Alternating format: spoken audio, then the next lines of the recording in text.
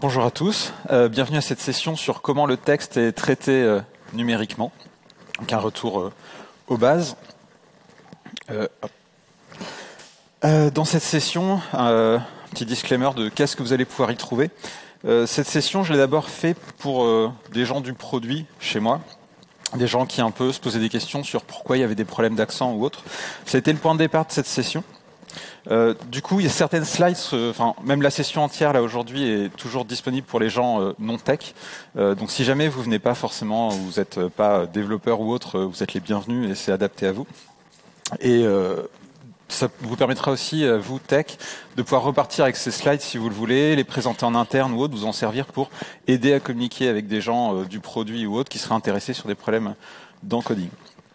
J'ai quand même rajouté un petit peu de code dedans parce qu'on est au Brestcamp, donc quand même qu'on puisse y retirer aussi des choses côté tech. Donc, s'il y a des slides qui sont un peu trop débutants pour vous, soyez un petit peu patient à ce moment-là pour que les personnes non tech puissent suivre aussi en même temps. Et à l'inverse, si à un moment c'est un peu trop tech pour vous, soyez un petit peu patient. Il y a d'autres slides aussi. Donc tout le monde devrait pouvoir y trouver son compte normalement. Et au-delà de ça, j'ai essayé aussi d'y intégrer toute une partie histoire, d'où ça vient, etc. Et moi, c'est une partie que je trouve assez intéressante de voir l'historique de tout ça et d'où ça vient, qui devrait parler à tout le monde. Du coup, un petit sondage déjà dans la salle. Qui n'est pas spécialement développeur ou pas forcément tech en soi? Pas beaucoup.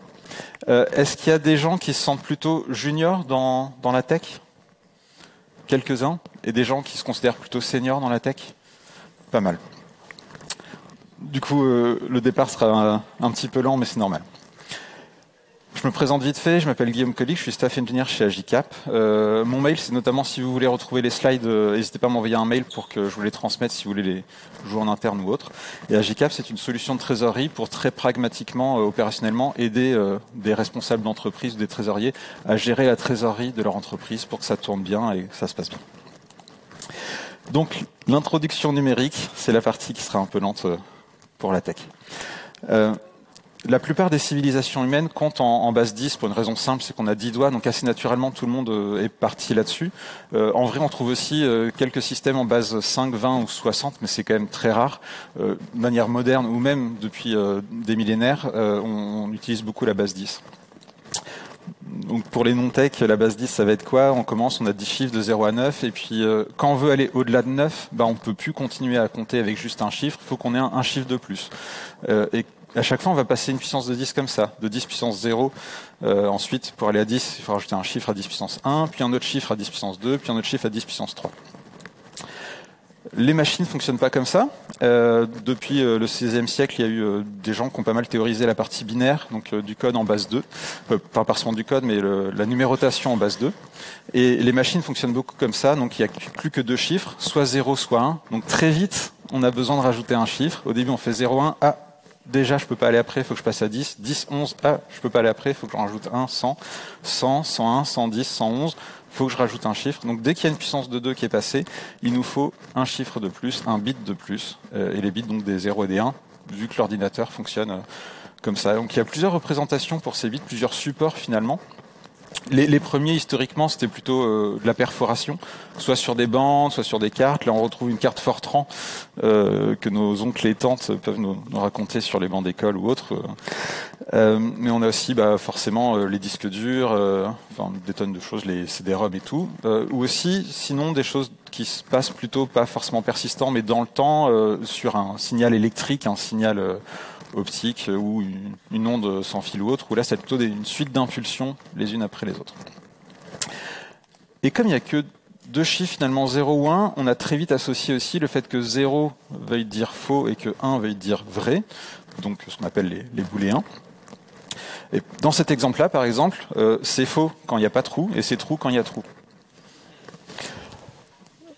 Mais la plupart du temps, vu qu'il y a beaucoup de bits, du coup, on va plutôt les utiliser par paquet de 8, ce qu'on appelle un octet ou un byte, qui vont donc de 000 jusqu'à 111, ce qui, en décimale, correspond à 0 jusqu'à 255, ce qui fait 256 valeurs possibles. C'est la granularité quasiment universelle tout le temps dans les ordinateurs. Quand on utilise plus que ça, c'est des multiples de ça, 8, 16, 32, 64, et c'est très très rare de descendre en dessous. Petite parenthèse aussi sur qu'est-ce que c'est qu'un kilo-octet. Est-ce que c'est 1000? Est-ce que c'est 1024 octets? Pour les gens un peu pinailleurs, comme je le suis souvent, techniquement, un kilo-octet, c'est 1000 octets. C'est le système international d'unités, que ce soit pour des mètres, pour des secondes, pour des grammes ou quoi que ce soit. Kilo, ça a toujours voulu dire 1000. Mais en binaire, c'est pas si pratique que ça. On ne compte pas avec ses 10 doigts, on n'est qu'avec des puissances de 2, donc c'est beaucoup plus facile de parler de 2 puissance 10, donc 1024, de 2 puissance 20 avec 1 048, etc.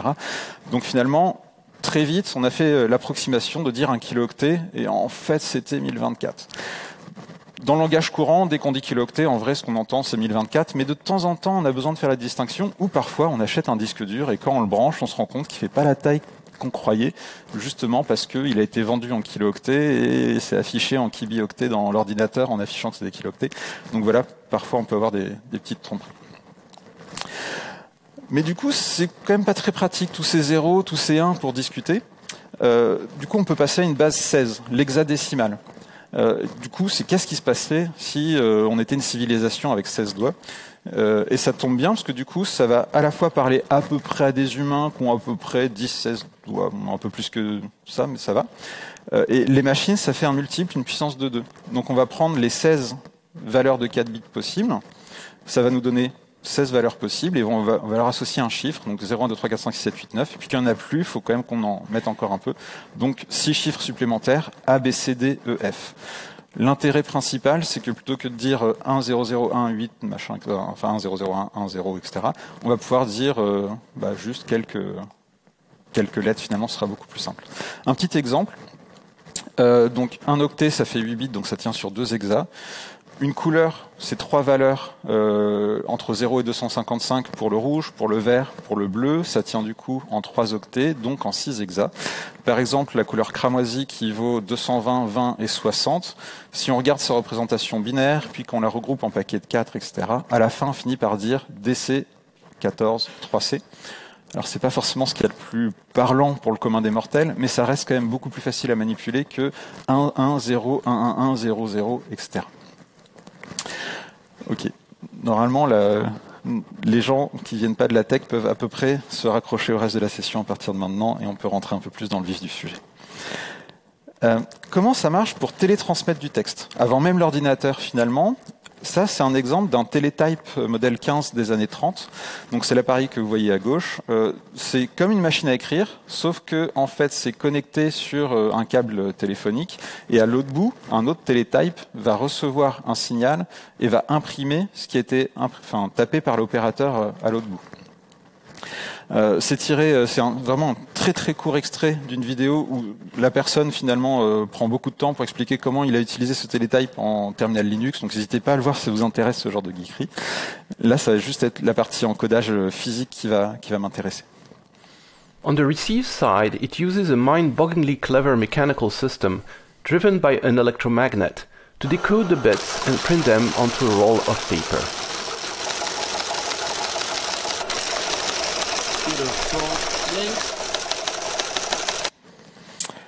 Donc c'était très rapide. Qu'est-ce qu'on vient de voir? Il y a un opérateur qui tape sur les touches d'un clavier qui ressemble à une machine à écrire. Ça va du coup manipuler 5 leviers. Ces 5 leviers vont soit être en position levée ou basse, ce qui sera l'équivalent finalement de 5 bits. Levé, pas levé, activé, pas activé. Ça va du coup ensuite être sérialisé sur un fil électrique qui va arriver sur l'autre machine, qui va prendre aussi cette information, va la désérialiser et va mettre ces 5 leviers, donc 5 bits, levé, pas levé, qui mécaniquement vont bouger du coup quel tampon sera activé et va ensuite appuyer et déclencher une lettre sur l'équivalent de la machine à écrire sur le tampon. 5 bits, 2 puissance 5, 32 combinaisons, donc ça va de 0000 à 11111. Comment on va faire du coup pour réussir à convertir cette suite de 0 et de 1, 5 suites de 0 et de 1, en finalement un caractère, ce qu'on veut afficher, ce qu'on veut faire. Du coup, on va avoir une table de correspondance tout simplement. Cette table de correspondance, c'est ce qu'on pourrait appeler une code page, et l'entrée dans la table, son numéro finalement dans la table, ce serait un code point. C'est très spécifique à une machine, une autre machine pourrait avoir autre chose, en fonction aussi des régions ou plein d'autres choses. Le cas de cette machine-là, de ce que j'ai cru percevoir sur les photos, ce serait le code Baudot qui a été inventé par un Français dans les années 70. Plus particulièrement, c'est sa variante américaine qu'on voit ici. Du coup, on a une table de 32 entrées et les 32 combinaisons possibles de 5 bits tiennent dans cette table. Un peu plus en fait, parce qu'on voit que sur les touches, il y a marqué un chiffre en haut, une lettre en bas. Du coup, dans la table de correspondance, ils ont mis aussi les deux. Et il y a des touches magiques, celles qu'on voit en rose, où quand on rentre, on dit tu rentres dans le mode digit numérique. À partir du moment, quand tu recevras des caractères, tu considéreras que c'est le chiffre, ou alors si on dit que l'autre à la fin, le deuxième rose, tu passes en mode lettre, tu considères que ce sera la lettre, et donc ça permet de quasiment multiplier par 2 la quantité de caractères qu'ils ont pu supporter. C'est comme ça qu'ils ont finalement condensé, qu'ils sont passés à 5 bits, alors que la version d'avant était à 6 bits. Donc on voit qu'il y a notamment les lettres latines majuscules, pas d'accent, quelques caractères symboles, des dollars, puisque c'est la version américaine, des chiffres, des symboles, etc. On voit aussi des caractères bizarres. Il y a un CR, il y a un LF qui traîne. Ça fait partie de ce qu'on appelle des caractères de contrôle. Donc là, physiquement, sur la machine, que ce soit un opérateur à la main ou dans le cas du télétype à distance, on a 2 éléments. On a le carriage return qui permet de vraiment repousser latéralement de droite à gauche le rouleau, et LF, line feed, qui permet, lui, uniquement de faire la version verticale et de passer à la ligne suivante. Donc c'est bien 2 opérations physiques distinctes, en général faites simultanément, mais pour différentes raisons, on peut vouloir passer à la ligne et pas changer l'indentation, ou voilà, il y a plusieurs raisons qui nous permettraient de vouloir faire que l'un ou l'autre. Et encore aujourd'hui, c'est ce qu'on retrouve finalement dans d'autres tables qu'on verra dans Codage plus tard, ce qui peut être source de bugs, puisque des systèmes d'exploitation comme Windows ont décidé de garder les deux pour des raisons historiques, alors qu'aujourd'hui, quand on retourne à la ligne, implicitement, oui, on va retourner au début. Et Unix a fait le choix contraire de dire, non, finalement, ça sert plus à rien de mettre les deux, on va mettre que LF, on va gagner de la place, c'est pas la peine de se répéter dans 99,9999999% des cas. Et du coup, si quelqu'un a enregistré un fichier sur un des systèmes d'exploitation et qu'il l'ouvre dans un autre programme qui s'attend vraiment à ce que ce soit respecté d'une certaine manière, on peut avoir des différences, ou même tout simplement dès que quelqu'un touche un fichier, il y a une mise à jour, on dit pourquoi il y a tout le temps des mises à jour, en fait c'est juste ça. Et pour ceux qui me connaissent, vous ne serez pas surpris, je pourrais parler pendant des heures de plein d'autres héritages qu'il y a de cette époque, sur les claviers notamment. Physiquement, si vous regardez vos claviers, physiquement ils sont anti-ergonomiques, pour plein de très bonnes raisons de l'époque qui n'existent plus aujourd'hui. Votre tampon, il est au milieu de la page, c'est le prochain endroit qui doit être sur la ligne où je dois afficher un caractère. Donc il faut que tous les leviers avec les tampons soient centrés à cet endroit-là. Donc il faut que les boutons sur lesquels j'appuie, qui mécaniquement sont reliés et qui doivent appuyer dessus, sont eux aussi centrés. Donc il faut que les mains de l'opérateur soient tout centré au niveau du milieu. Alors que, en termes d'ergonomie, on dit plutôt non, les mains au niveau des épaules, c'est mieux, bien écartées, etc. Là, c'est une meilleure position. Donc des vrais claviers ergonomiques conseillés par la médecine du travail ou autres vont vraiment plutôt avoir en général un vrai écartement entre les deux. On voit aussi que les doigts, naturellement, ils partent tout droit. Et là, en fait, on ne peut pas avoir 2 leviers face à face l'un de l'autre parce qu'ils ne peuvent pas, il faut forcément qu'ils soient légèrement décalés. Donc toutes les touches sont légèrement décalées sur ces claviers-là. Et c'est pas symétrique. C'est légèrement vers la gauche et sur la main droite, ce sera aussi légèrement vers la gauche. C'est pas vraiment une explication ergonomique. Ça aussi, c'est obsolète. Et il y a tout plein de choses encore au quotidien qu'on trouve dans nos claviers ou dans notre vie de tous les jours qui datent de choses, qui datent vraiment d'il y a très longtemps. Là, on disait le code Baudot, 1870, on en retrouve encore des choses dans notre code aujourd'hui. Du coup, 5 bits, c'était pas forcément tout à fait suffisant. Donc, ça, c'est un exemple, l'ASCII qui est sorti en 1963 avec des codes de télégraphe. Ils sont passés à 7 bits. Sur 7 bits, qu'est-ce qu'on va avoir? On va retrouver des caractères de contrôle beaucoup plus nombreux que sur le Baudot. De l'alphanumérique aussi non accentué, des ponctuations, des symboles, un peu tout ça. Mais on dit que les ordinateurs, en général, ils aiment bien plutôt être sur des octets, et l'ASCII, on le retrouve aussi, pas que dans le télégraphe, mais aussi dans les ordinateurs. Comment ça va faire dans les ordinateurs?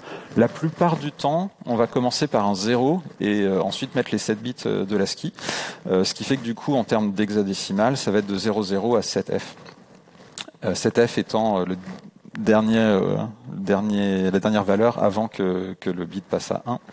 Mais de temps en temps, dans certaines technologies, bon, c'est de plus en plus rare, ça arrive que le bit qui reste soit utilisé en checksum pour vérifier est-ce que les 7 autres bits sont les bons ou est-ce qu'il y a eu une petite erreur sur le réseau ou quelque chose. Et donc il y a une petite formule mathématique pour vérifier si ça correspond bien, comme on trouve à la fin d'un numéro de sécurité sociale ou ce genre de choses. Mais du coup, ASCII, 7 bits, 128 caractères, mais si moi je veux écrire avec des accents, comment je fais ? D'abord avant ça, pardon, j'ai oublié un petit exemple, le M là ça fait 4D, donc au lieu de dire 0100 1101 dans ma table, ce sera juste 4D, ça va être plus simple. Si je veux rajouter les accents, qu'est-ce que je fais ?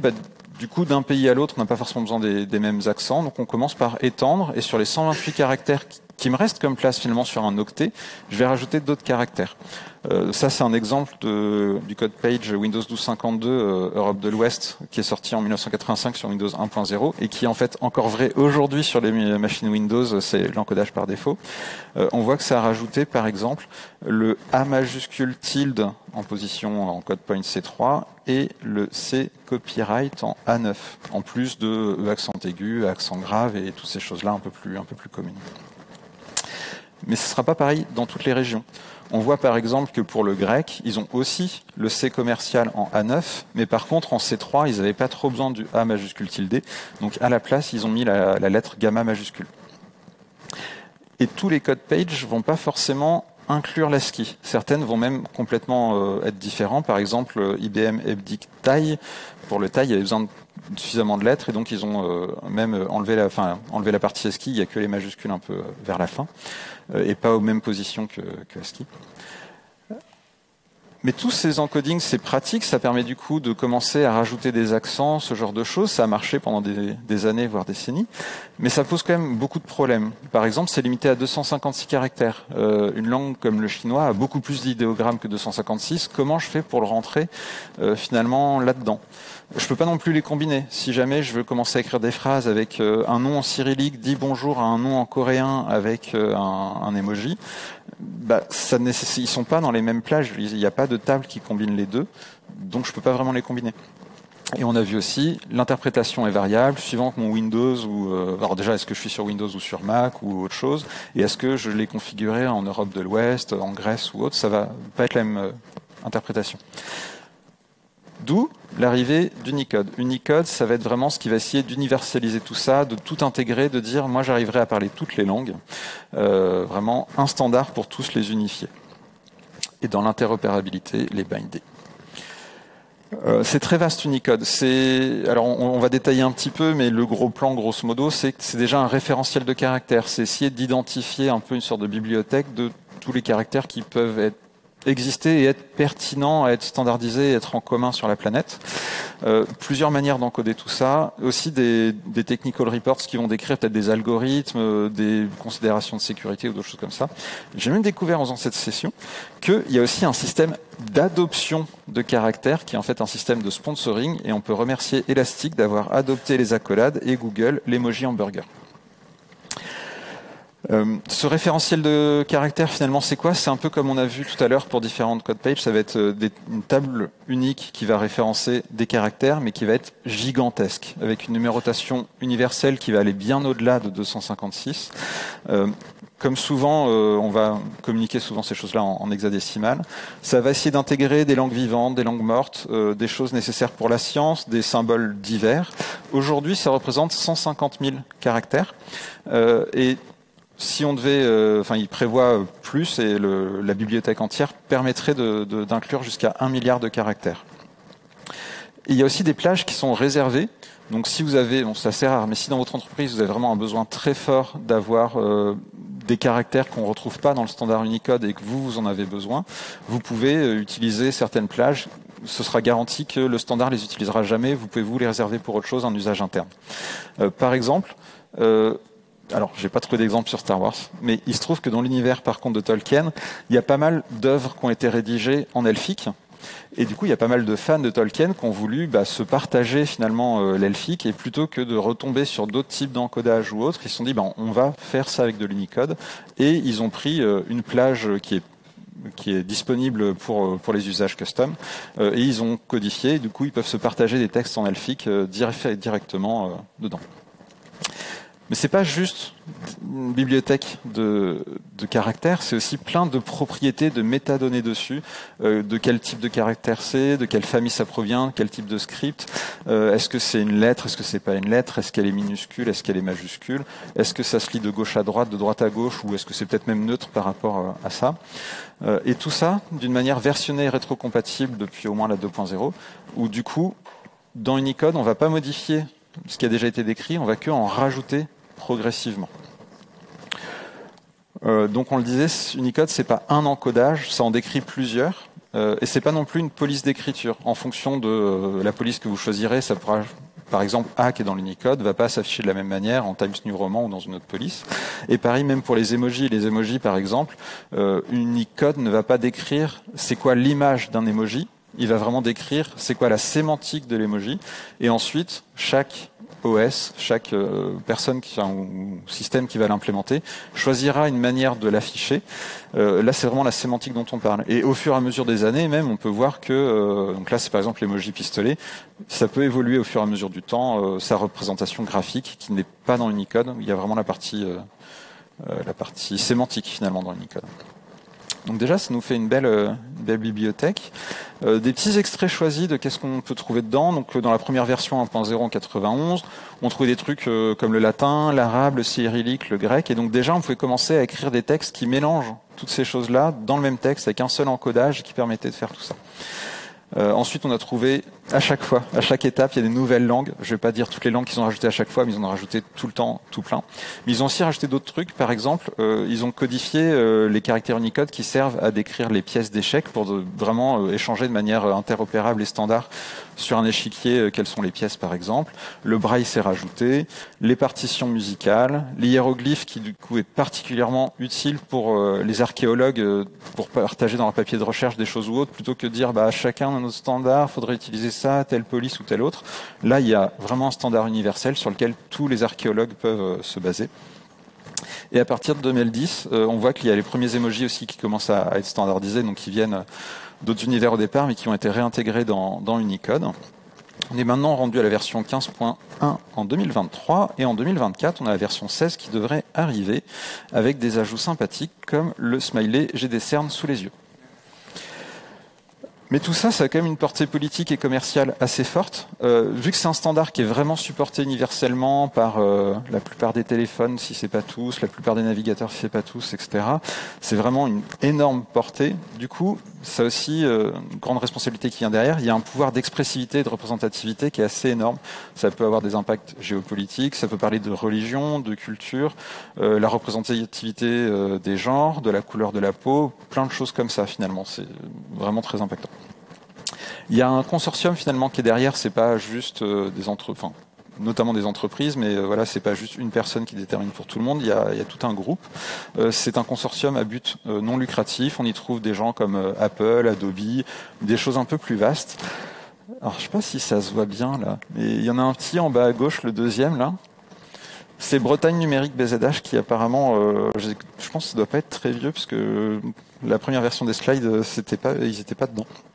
Et je suis pas tout à fait surpris de les voir parce que ça fait un moment qu'ils font du lobbying pour qu'on ait enfin un emoji du drapeau breton, puisque Unicode reste encore le seul endroit sur Terre où il n'y a pas de drapeau breton.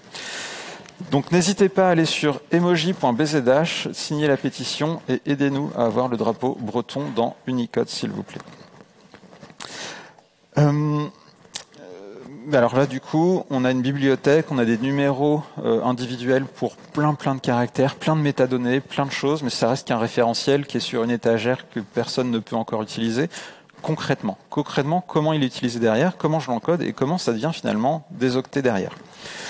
La manière la plus finalement naïve de faire, ce serait UTF-32, donc c'est un des encodages qui est décrit par Unicode. C'est de dire finalement, on a un numéro dans Unicode, il y en a 1 milliard de possibles. Sur 4 octets, j'aurai 4 milliards de combinaisons, ça rentre. Je mets le numéro Unicode sur 4 octets, c'est fini, c'est plié. Donc tous les caractères vont faire 4 octets. Par exemple, M, dans ASCII, on disait que c'était 4D. En UTF-32, ils vont reprendre le même numéros, ils vont prendre 4D aussi, mais 4D ne sera pas compris. Il faudra mettre 3 octets vides, puis 4D, donc 0, 0, 0, 0, 0, 0, 4D. Donc ça va commencer à prendre quand même beaucoup de place. Ça va prendre beaucoup de place, mais il y a quand même aussi des avantages quand même, c'est qu'il y a un accès direct. Si on veut aller au 100e caractère, on sait qu'on doit d'abord outrepasser 400 octets avant pour arriver pile poil au bon endroit. On sait à l'avance déterminer où sera le 100e caractère. Et donc, par contre, dès qu'on a un texte ASCII, ça prend énormément de place. Juste pour dire Hello World, on a besoin de 4 fois plus de place qu'on avait besoin avant. Et en plus, c'est pas rétro-compatible. Tous vos fichiers qui étaient soit pur ASCII ou soit ressemblaient beaucoup à de l'ASCII, sont pas du tout compatibles avec UTF-32, ça marchera pas.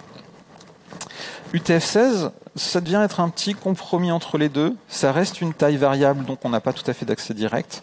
Il y a des subsets d'UTF-16 où on peut se contenter de 2 octets, et là on retrouve à nouveau du coup le fait de déterminer à l'avance, mais ça ne permettrait pas d'avoir exactement tout. Donc là par exemple, MED et une pilule, on voit qu'ils font tous 2 octets, sauf le dernier qui en fait 4. Là, du coup, c'est pas tout à fait du 1 pour 1, c'est du 1 pour 1 sur les caractères les plus petits, la majorité d'entre eux. Et puis, il y a des caractères plus grands où là, il faut faire quelques petits calculs pour réussir à retomber sur le numéro Unicode. C'est toujours pas rétrocompatible avec ASCII. Et pourquoi on en parle alors que c'est hyper rare, finalement, très très peu de monde l'utilise. Sauf que historiquement, en fait, il y a des moteurs informatiques et notamment du coup la machine virtuelle derrière .NET, derrière Java, derrière JavaScript, dont la représentation interne est UTF-16.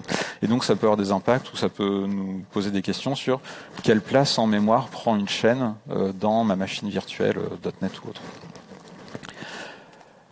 Après, il arrive UTF-8 et UTF-8, ça va être tout de suite plus compliqué, mais du coup, ça va être aussi plus efficace. Déjà, tout ce qui est ASCII va être rétrocompatible. C'est le même binaire entre un texte ASCII, qu'il soit UTF-8 ou pur ASCII. Et ensuite, on va avoir un système un peu plus complexe quand on passe au niveau d'après. Donc, ASCII, c'est tous les octets qui vont commencer par 0. Si ensuite on a un caractère qui commence pas par 0, mais un octet qui commence par 1, 1, 0, on s'attend à ce que l'octet d'après commence par 1, 0. Et tous les bits là qui sont disponibles, on va les utiliser pour stocker de l'information et avec un certain système, on va en déterminer le numéro Unicode et aller trouver dans notre bibliothèque Unicode la bonne référence. Mais 2 octets, ça suffirait toujours pas. Donc il y a le même système ensuite. Si ça commence par 1, 1, 1, 0, j'ai 2 octets qui commencent par 1, 0 après. Et si ça commence par 1, 1, 1, 1, 0, alors j'ai 3 autres octets à la fin. Et ça c'est le maximum. Avec 4 octets, on arrive à avoir l'intégralité des numéros Unicode. Donc là, ça va être très variable, entre 1, 2 ou 3 ou 4 octets pour représenter un caractère. On perd complètement l'accès direct à ce moment-là. On ne peut pas savoir à l'avance le 100e caractère combien il faut que je lise d'octets, puisque justement, en fonction des caractères, il y en a qui prendront plus de place ou moins de place.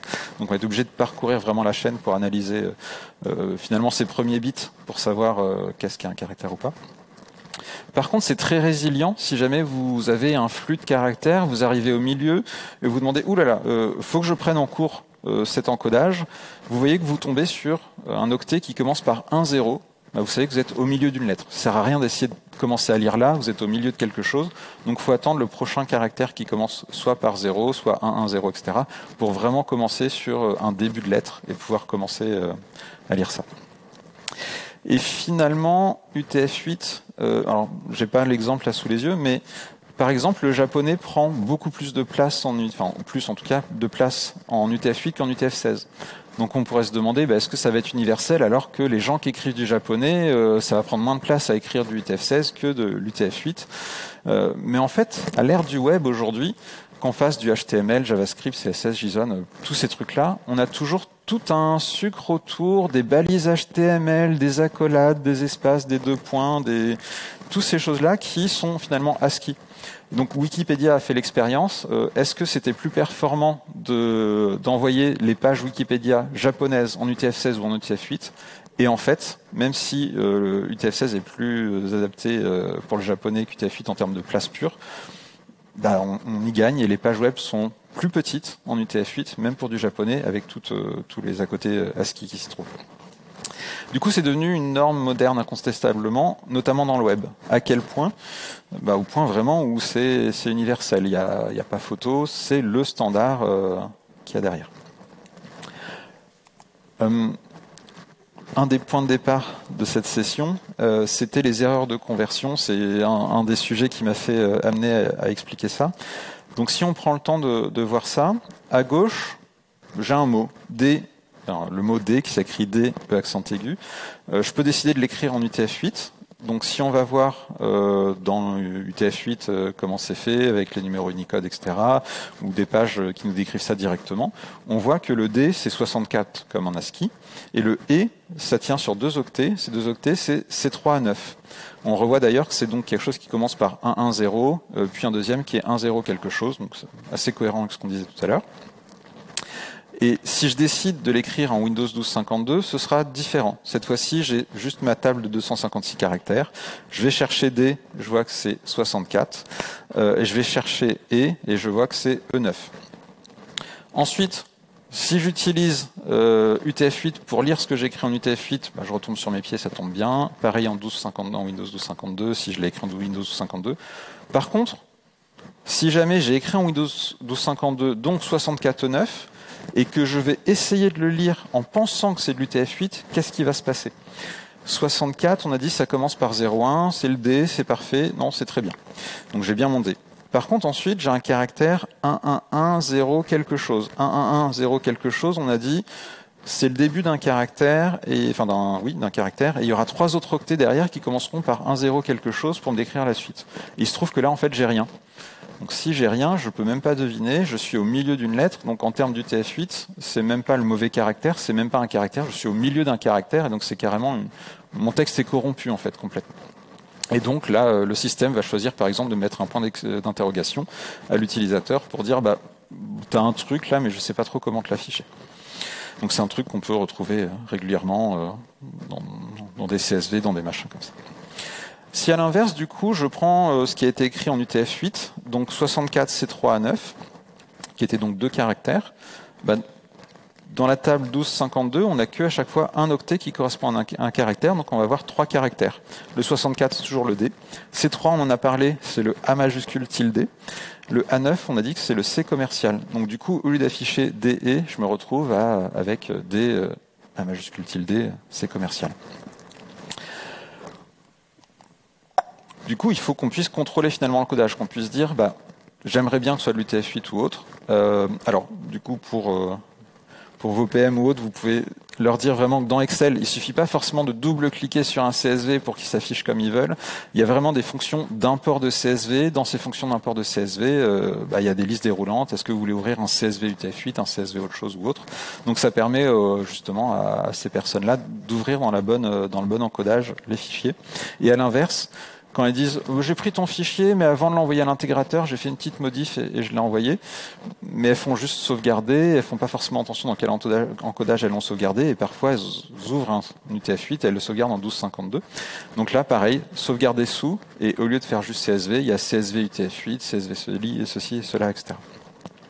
Après nous, côté tech, il y a des choses où c'est protocolaire. Par exemple, JSON, il n'y a pas de question à se poser. Le protocole JSON dit c'est de l'UTF-8. Donc, si vous ne faites pas de l'UTF-8, c'est pas du JSON, donc il n'y a même pas trop de questions à se poser. Toutes les bibliothèques ou autres qui gèrent du JSON vont gérer l'UTF-8. Et dans les autres cas, si à la main vous ouvrez, lisez des fichiers ou ce genre de choses, l'idée en général c'est juste d'expliciter plutôt que juste de faire un file read all text sans préciser l'encodage. Il y a quasiment tout le temps dans tous les langages une option de préciser l'encoding qui va bien pour justement explicitement ouvrir le bon et pas juste utiliser celui par défaut du système par exemple.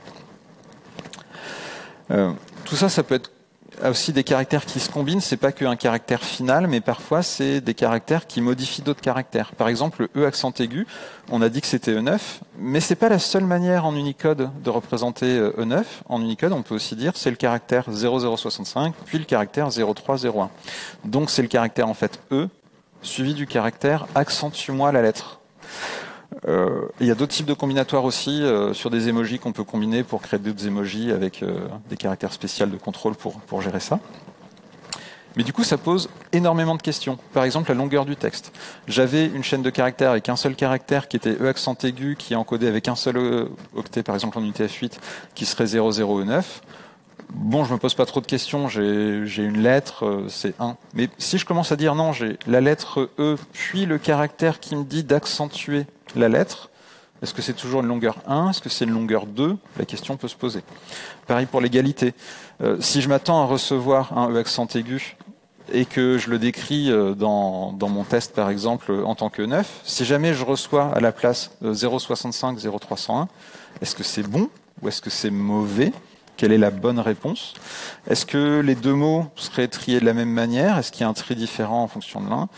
Voire pire, si j'inverse le mot D au pluriel D, E accent aigu, S, si jamais il est écrit avec deux caractères, est-ce qu'il faut que j'écrive S, E accent aigu, D comme on pourrait s'y attendre? Ou est-ce que c'est chacun des caractères que je mets l'un après l'autre? Et donc j'ai un S, accentue-moi l'accent, ED, et donc S accent aigu, ED. C'est une vraie question. Pareil pour la validation des caractères autorisés. Je dis que le caractère E est interdit, le caractère E9 est interdit. Est-ce que ça veut dire que la suite de caractères 0065 puis 0301, est-ce que c'est interdit? Du coup, ça c'est juste des questions. Les réponses, c'est lesquelles? C'est très métier, ça va vraiment dépendre des besoins de chacun et de qu'est-ce qu'il traite, pourquoi il le traite. Mais par contre, Unicode va énormément nous mettre une boîte à outils à disposition avec des algorithmes, pas mal de choses, des normalisations aussi. Une normalisation typiquement qui, avant de traiter la chaîne, on va lui dire tu mets ça la plus condensée possible, donc que la version, la première, la E qui tient sur un seul caractère plutôt que deux. Ou à l'inverse, tu vas me décomposer le plus possible les lettres. Et heureusement, on n'a pas besoin d'aller lire non plus tous les papiers pour le faire nous-mêmes. En général, toutes les bibliothèques, les SDK le gèrent. Donc il suffit finalement d'appeler les bonnes méthodes dans nos SDK préférés pour faire ça. Autre cas aussi un peu bizarre, du coup on a dit Unicode nous décrit un peu ce qui est majuscule, ce qui est minuscule et tout. J'ai un A, je peux le passer en majuscule, j'ai un I, je peux le passer en majuscule aussi. Donc IAM devient IAM, je suis content, j'ai d'ailleurs un test unitaire là-dessus. Puis j'ai un collègue qui est en Turquie et il me dit ton test unitaire il marche pas chez moi en fait. Et pour une raison simple, c'est qu'en fait ça dépend de la culture. Un I avec un point, quand on le met en majuscule en Turquie, évidemment, ça fait un I avec un point en majuscule. Et un I minuscule sans point, quand on met en majuscule, ça fait un I majuscule sans point. Donc notre I majuscule sans point, si on le met en minuscule, on obtient un I sans point. Donc finalement, mon test unitaire, il marche plus. Il marche plus, peut-être qu'il n'était pas assez précis. Est-ce que dépendre vraiment de la locale, là, dans les tests de l'utilisateur, ça peut être trompeur, c'est pas très clair, on sait pas trop pourquoi c'est ça qu'on veut. Donc il y a deux options principales. Soit on dit non, mais ce qu'on veut, c'est que tout le monde soit exactement le même comportement. L'un d'entre eux, qui est souvent disponible dans les langages, c'est une culture invariante, qui évidemment, on a l'habitude, est anglo-saxonne. Ou alors, mais au moins ça devient déterministe, mais on ne sait pas trop pourquoi est-ce que c'est anglo-saxon plus qu'un autre qu'on a choisi. Ou sinon, le mieux, c'est de passer explicitement à la culture et de dire, cette chaîne, j'ai envie de la passer dans telle culture, ça devient déterministe, et le choix de la culture va être très métier. Est-ce que c'est la culture de l'utilisateur, de son entreprise, ou d'autres choses? Il y a plein de choix, mais ça reste des questions métiers avant tout. Les homoglyphes, après. Donc c'est tellement grand Unicode qu'on va avoir plein de caractères différents, mais en fait quand on les met côte à côte, ça se ressemble beaucoup. Un C cyrillique va ressembler à un C latin, mais c'est pas exactement la même lettre non plus, suivant la police d'écriture, ils vont peut-être pas se ressembler. Et on va avoir beaucoup de cas comme ça. C'est pas un problème en soi, au contraire, ça nous permet vraiment d'utiliser des caractères très précisément, avec une sémantique très précise, avec des métadatas associés très précises aussi. Mais par contre, il y a des gens qui peuvent s'en servir avec des mauvais sentiments derrière. Par exemple, ils peuvent choisir de créer, ça peut être un email, ça peut être n'importe quoi, avec quelque part derrière en reprenant des lettres qui ressemblent beaucoup à celles que vous avez l'habitude de voir, mais en fait, c'est pas exactement les mêmes. Là, par exemple, c'est pas les mêmes lettres qu'il y a au-dessus et en dessous, et on peut avoir l'impression que c'est les mêmes, mais en fait, pas du tout. Donc là, c'est juste un petit warning là-dessus, mais bon, c'est de plus en plus connu ce genre de cas, pareil pour les noms de domaine ou ce genre de choses. Le byte order marks, alors pareil, une petite parenthèse pour les gens un peu moins de la tech. On a dans les processeurs, on a deux ordres dans lesquels traiter les octets les uns après les autres quand on a un paquet d'octets, soit d'abord AB, soit BA. Suivant les architectures, par exemple entre x86 ou ARM, donc ce qu'on appelle l'Indian S, les Big Indian ou Little Indian, on va soit suivre un ordre, soit l'autre. Il y a quelque chose qui est standard dans Unicode, mais complètement facultatif, c'est d'avoir un caractère qui est dédié pour nous aider sur ce genre de cas. Il y a le caractère FEFF. Si on commence un fichier par ce caractère-là, c'est la première chose qu'il va lire, et il sait que c'est un caractère qui n'a pas sémantiquement d'intérêt, donc il ne va rien en faire. Mais s'il lit FEFF, il se dit « Ah, je ne vais pas m'en servir sémantiquement, mais par contre, il est dans le bon ordre. » Si par contre, le premier caractère qu'il lit, c'est FFFE, il va pas le prendre en compte sémantiquement, mais il va dire « Ouh, techniquement, je vois que je le lis dans l'ordre inverse de ce que j'aurais cru, donc c'est que j'ai pas la bonne Indian S, et donc toute la suite du flux de caractères, je vais changer l'Indian S et vraiment lire dans l'ordre inverse de ce que ce processeur aurait voulu faire par défaut, par exemple. » Bon, c'est un standard, c'est facultatif, les gens l'utilisent ou l'utilisent pas, ça paraît plutôt bon enfant. Mais en fait, il y a vraiment des programmes qui disent non, moi vraiment en fait, je le veux. Et si tu le mets pas, je vais pas bien me comporter. Par exemple, certains des outils Microsoft, ils disent si jamais j'ai un BOM, c'est que c'est de l'UTF-8. Si j'ai pas de BOM, c'est probablement l'encodage par défaut du système, par exemple Windows 12.52. Donc, j'ai envie de l'avoir pour que quand je double-clique sur mon fichier, dans Excel, ça s'affiche bien. À l'inverse, d'autres programmes vont dire non, moi je veux pas de BOM, je sais pas ce que c'est, ok, ça fait partie du standard, mais je le supporte pas et je veux surtout pas de BOM. Donc un même fichier, en fonction des programmes qui vont l'utiliser, vont pouvoir être gênés par ça. Et comme c'est un caractère qui sémantiquement a pas vraiment de poids, quand on ouvre les fichiers, il saute pas aux yeux, on le voit pas, il est un peu transparent, voire pas affiché du tout. Donc ça peut, parfois il faut aller un peu dans le binaire pour essayer de voir un peu ce qui se passe. Autre chose qu'on retrouve sinon aussi dans Unicode, c'est toute la partie sens, on disait, d'écriture. Donc sens d'écriture, ça peut paraître presque simple si on pense qu'il y a une phrase, une langue, juste ok, je suis sur un autre système, je parle en arabe, je passe tout dans l'autre sens. Mais en fait, c'est beaucoup plus compliqué que ça. Parce qu'on peut avoir des phrases qui citent d'autres phrases, ou même des noms propres. Là, par exemple, c'est une phrase en arabe qui commence de droite à gauche, et elle cite C++. Mais C++, même en arabe, ça s'écrit dans l'ordre finalement de gauche à droite. C'est un mot qui s'écrit tel quel. Donc finalement, il faudrait réussir, donc c'est la deuxième phrase, à bien écrire de droite à gauche, puis se mettre à écrire de gauche à droite, puis à nouveau de droite à gauche. Et c'est vraiment très très compliqué. C'est très très compliqué, mais Unicode a vraiment toute une boîte à outils énorme pour travailler là-dessus. Il y a d'autres caractères de contrôle supplémentaires dédiés à ça, des algorithmes, des propriétés sur chaque caractère aussi qui permet que par défaut, les algorithmes ont un comportement par défaut sans caractère de contrôle qui est très bien. Donc, quand on rencontre pas le cas, il n'y a pas trop de problème. Ça pose une autre question derrière aussi, c'est qu'il commence à y avoir pas mal d'abus là-dessus, des gens qui voient des failles de sécurité et qui se disent tiens, là j'ai un verify entre commentaires, if admin, je fais quelque chose. Quand on voit ça, on se dit c'est bon, le if admin est bien en dehors du commentaire. Et finalement, quand on regarde vraiment comment a été écrit la chaîne, on voit que le if admin est dans le commentaire, mais qu'il y a des caractères de contrôle qui changent le sens de comment c'est mis, etc. Et ils arrivent finalement à le faire que le rendu soit en dehors, alors que il est physiquement à l'intérieur. Le compilateur va dire que c'est vraiment à l'intérieur, je le prends pas en compte, je l'exécute pas. Et le développeur va le voir et va se dire ouais, mais en fait je croyais qu'il était en dehors du commentaire. Je passe sur le détail de comment ça marche, c'est pas ce qu'il y a de plus simple.